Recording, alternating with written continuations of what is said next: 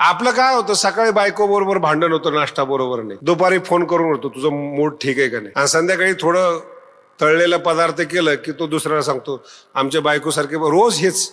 मनात राग आहे, सोडण्याची ताकद नाही. वीत राग नाहीये, भय क्रोध नाहीये, गेलेला काहीच नाही त्याच्यामध्ये. आणि संसार सुद्धा असा सुंदर आहे महाराज, तुम्हाला काय सांगायचे. बरेच ब्रह्मचारी मुलं आहेत, त्यांच्या लक्षात येत नाहीत ह्या गोष्टी. संसार आहेत ना सगळ्यांचा सारखाच असतो. लग्न झालेली माणसं जर एकत्रित आली ना, ती एकमेकाचं सुख दुःख सांगतात. आणि ब्रह्मचारी पोरगा असेल ना, तर तो विचारतो काय चाललंय तुमचं, कळत नाही तुला, गबस, महाअज्ञानी. याला अजून दुःखाचा बोध.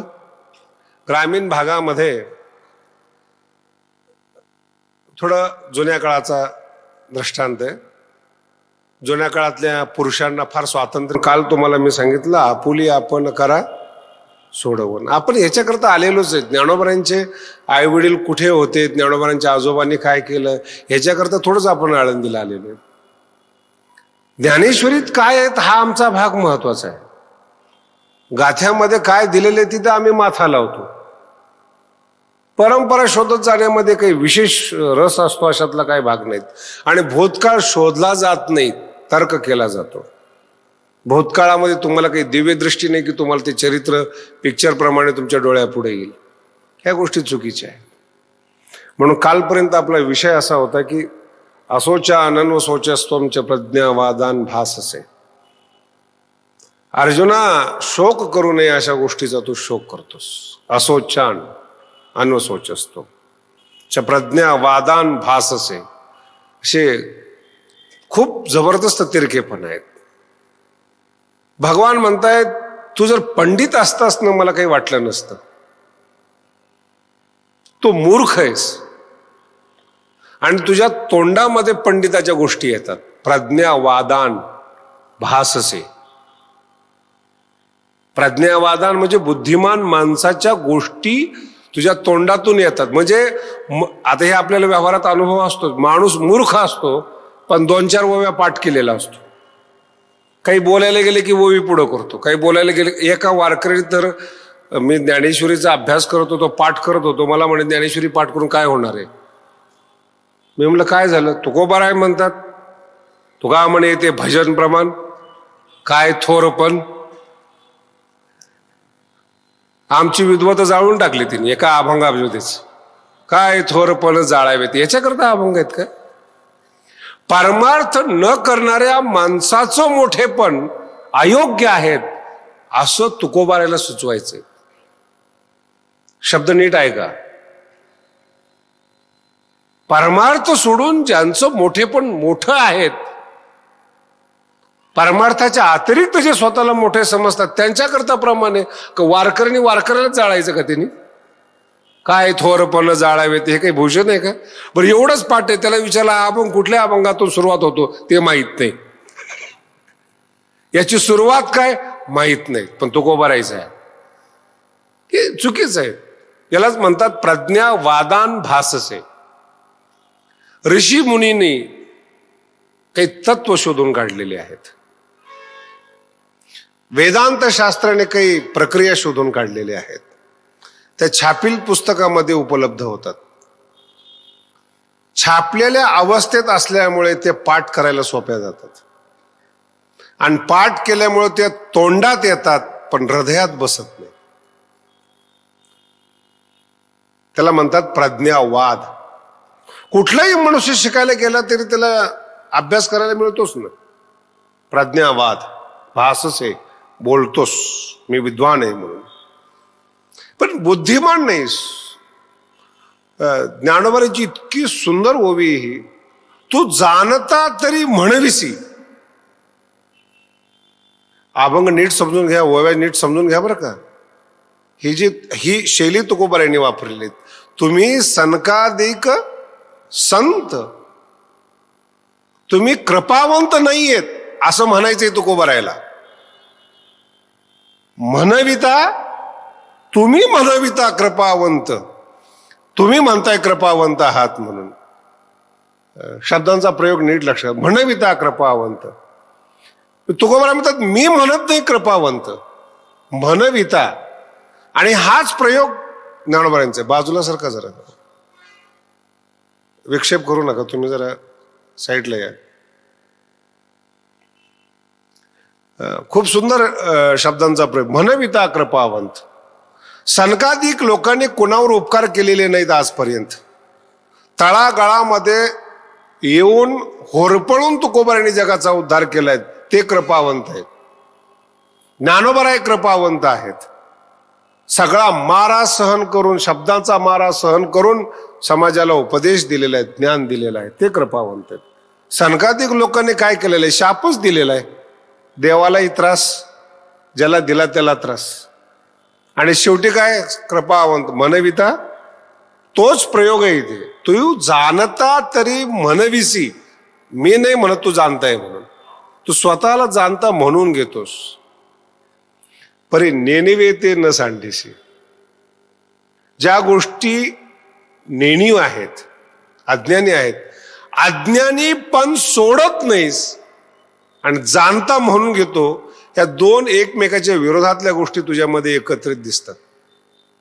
म्हणजे तू खानदानी मूर्ख आहेस, पण विचार सागर शिकल्यामुळं जरा ब्रह्मसत्यम जगत मिथ्या बोलतो. नेणिवे ते न सांडीसी. उपनिषद पाठ केलेले आहेत, अभंग पाठ केलेले आहेत, सगळ्या गोष्टी बोलतो चांगला, पण नेणिवे ते न सांडीसी. अज्ञान सोडत नाहीस. आणि मला असं वाटतं तुला शिकवावं, शिकवू म्हणून तरी सांगसे बहुसाल नीती. माझी इच्छा झाली तुला थोडं दोन शब्द शिकवावेत म्हणून मी सुरुवातीला बोललो. अनारे जुष्टम करी वगैरे वगैरे बोललो तुला मी.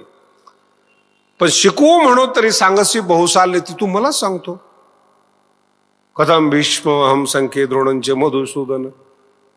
शब्दाचा प्रयोग खूप सुंदर आहे.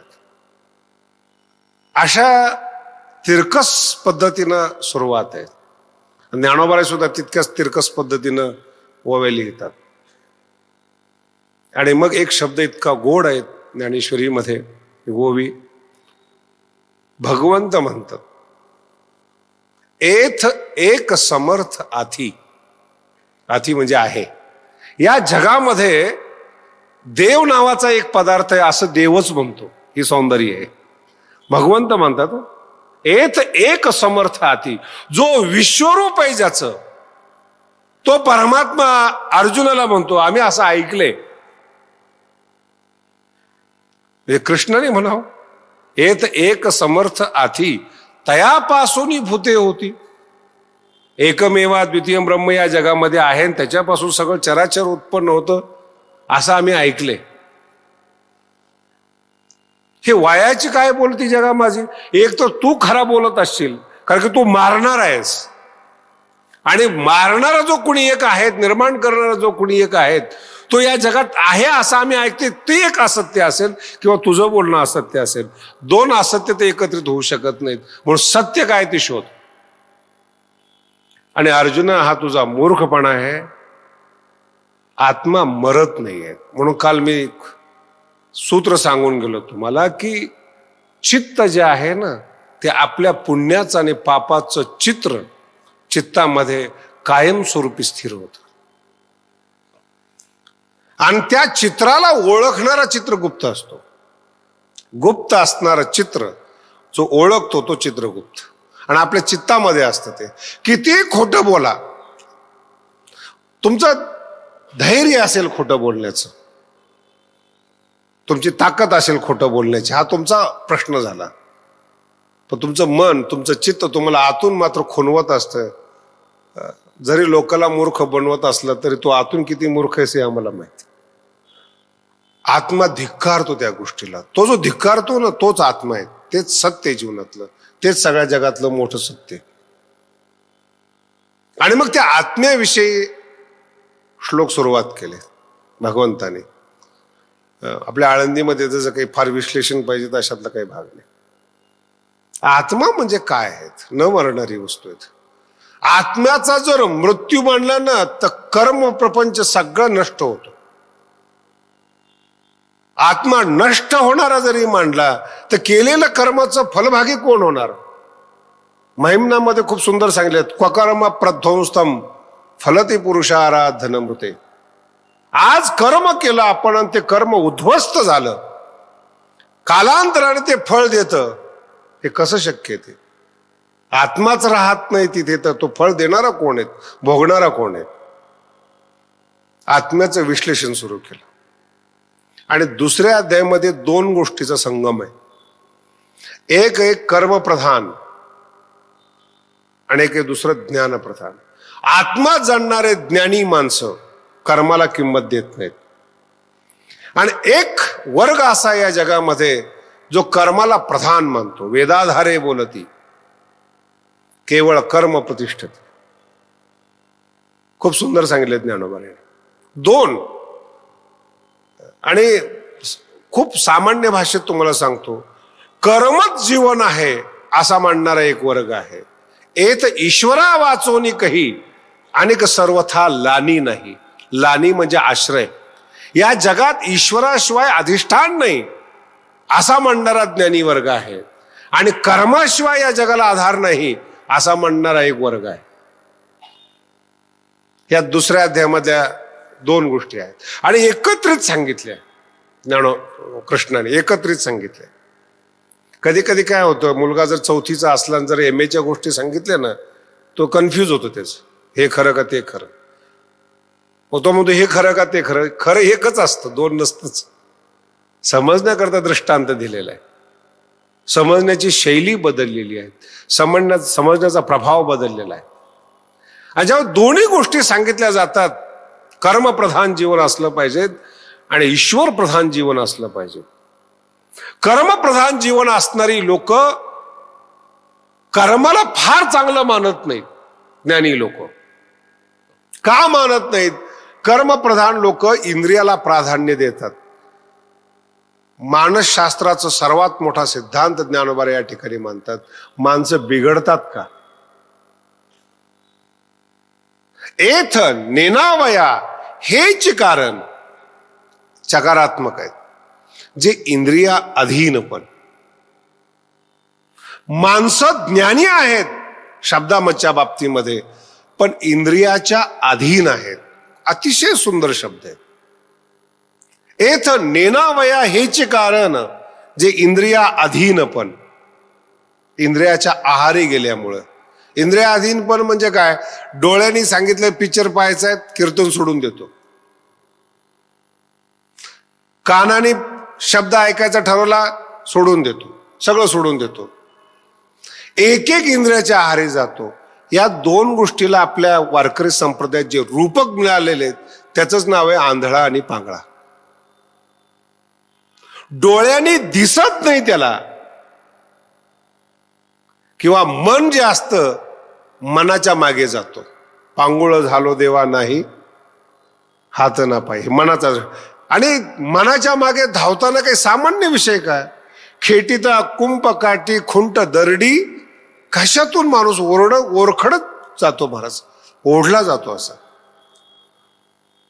घामाघाम होतो, दुखी होतो, तणावग्रस्त होतो. जगाला वाईट म्हणत नाही तो, लोक वाईट आहे असं सांगतो. इंद्रिया अधीन पण. आणि कर्माचं फळ भोगावंच लागतं. चांगलं कर्म असेल अथवा वाईट कर्म असेल, भोगावंच लागतं. आणि ईश्वराला प्रधान मानणारी जी संत मंडळी आहेत, ज्ञानी मंडळी आहेत, ते कर्माकडे दुर्लक्ष करतात. हा दोन्ही सिद्धांत एकाच अध्यायामध्ये आलेला आहे. कर्माकडे दुर्लक्ष करतात, ईश्वराला प्राधान्य देतात जीवनामध्ये. जरा थोडं अनुकूल वाटलं अर्जुनाला. बरेचसे श्रोते असे असतात, ऐकणं सोडून देतात आणि वक्त्याला पकडण्याचा प्रयत्न करतात. ही श्रोत्यांची पहिली अवस्था असते. नेमकं चुकतो कुठे? आणि अर्जुन जो आहे ना, अजून असा पक्का झालेला नाही, तो श्रोता आहे. तो देवावरच कुरघोडी करण्याचा प्रयत्न करतोय. दुसऱ्या अध्यायामध्ये देवच म्हणला कर्मापेक्षा ईश्वर श्रेष्ठ आहे. इंद्रिया अधीन न होता, कर्म न करता ईश्वराला मानावं, ईश्वराला श्रेष्ठ मानावं, ज्ञान प्राप्त करावं.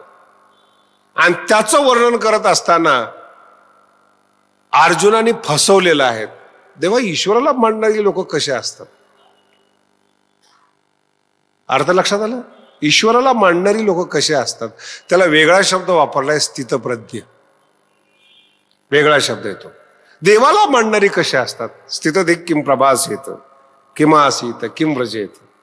त्याचं चाललं बोललं कसं असतं? देवाच्या लक्षातच नाही आलं की याला काय म्हणायचंय. संताविषयी जर मौलीला विचारलं आणि देवाला विचारलं, हृदय भरून येतं.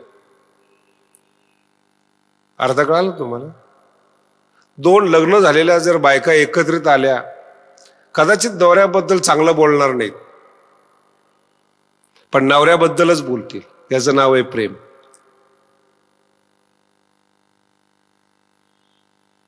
चांगलं न बोलणं हे सुद्धा प्रेमाचं लक्षण आहे.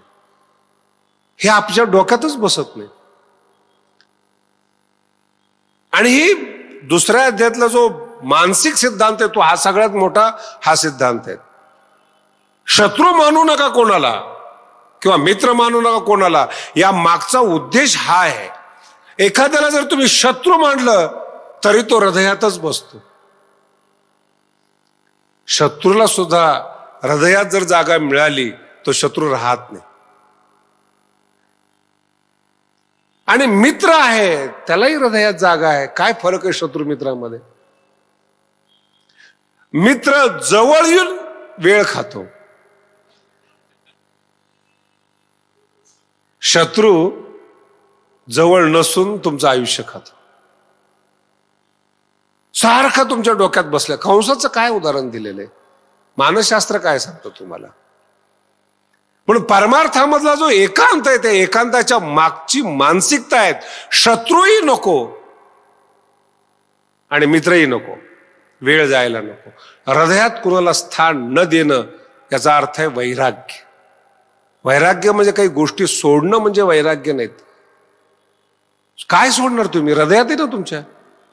एकादशीच्या दिवशी उपाशी राहिले आणि संध्याकाळी जर झोपेत जेवायचं स्वप्न पडलं तर झाले का एकादशी? जिलेबी दिसली, लाडू दिसला, एकादशी. दिसलं काय तुम्हाला? नाही, दिसू द्या हो, पण एकादशी आहे. एकादशीचं स्मरण करावं लागतं आणि मन आपोआप अन्नाकडे जातं. हे वैराग्य नाहीये. याला वैराग्य म्हणत नाही. दुःखेषु अनुद्विग्न मना. दुःख येतं जीवनामध्ये, प्रत्येकाच्या जीवनामध्ये दुःख येतो. अनुद्विग्न मना, उद्विग्न होत नाही. त्याचं काम ते करतं, येऊन जात. सुखेषु विगत स्पृहा. आणि शब्दांचा प्रयोग नीट ऐका. वीत राग भय क्रोधा. आसक्ती ज्याची गेलेली, म्हणजे मित्रावरचं प्रेम ज्याचं गेलेलं आहे आणि शत्रूचं भय ज्याचं गेलेलं आहे, तो वैराग्यवान. इतके छोटे छोटे शब्द आहेत. वीत राग भय क्रोधा. स्थितधीर मुनी उच्यते. त्या माणसाला मुनी म्हणा. रागवतच नाही, राग येत नाही असं नाही महाराज. तुकोबाराय सगळ्यात जास्त रागीट होते. ज्ञानोबाराय सगळ्यात जास्त रागीट होते म्हणून कॉम्प्रोमाइज केलं नाही. नाही कळतं तुम्हाला? सगळे पैसे गेले तुकोबारायांचे. सगळे लोक बोलायला लागलेत. निर्लज्ज असताना तो पुन्हा संसार सुरू केला असता. सलज्ज होते तुकोबाराय. हे मूर्ख माणसं आहेत. हेच माणसं माझी सेवा करत होते पैसे असताना. हेच माणसं माझ्या पुढं पुढं करत होते. हीच पत्नी माझ्यावर प्रेम करत होती. नसेल पैसा, मी काही जुगारीमध्ये घालवलेला नाही. नसेल पैसा, मी काही दारूमध्ये घालवले नाहीत. लोकोपकाराकरता घालवलेले आहेत. दुष्काळामध्ये माणसं उपाशी होते, त्यांना मी दान केलेला आहे पैसा. आणि त्या दानाची यांनी अवहेलना करावी हे नकोच.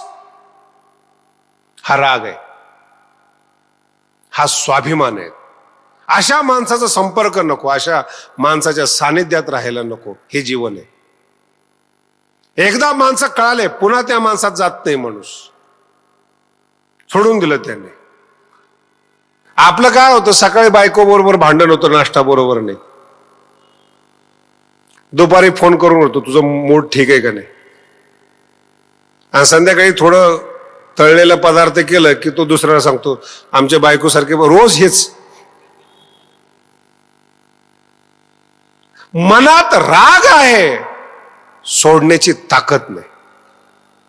वीत राग नाहीये, भय क्रोध नाहीये, गेलेला काहीच नाही त्याच्यामध्ये.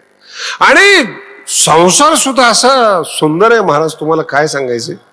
बरेच ब्रह्मचारी मुलं आहेत, त्यांच्या लक्षात येत नाहीत ह्या गोष्टी.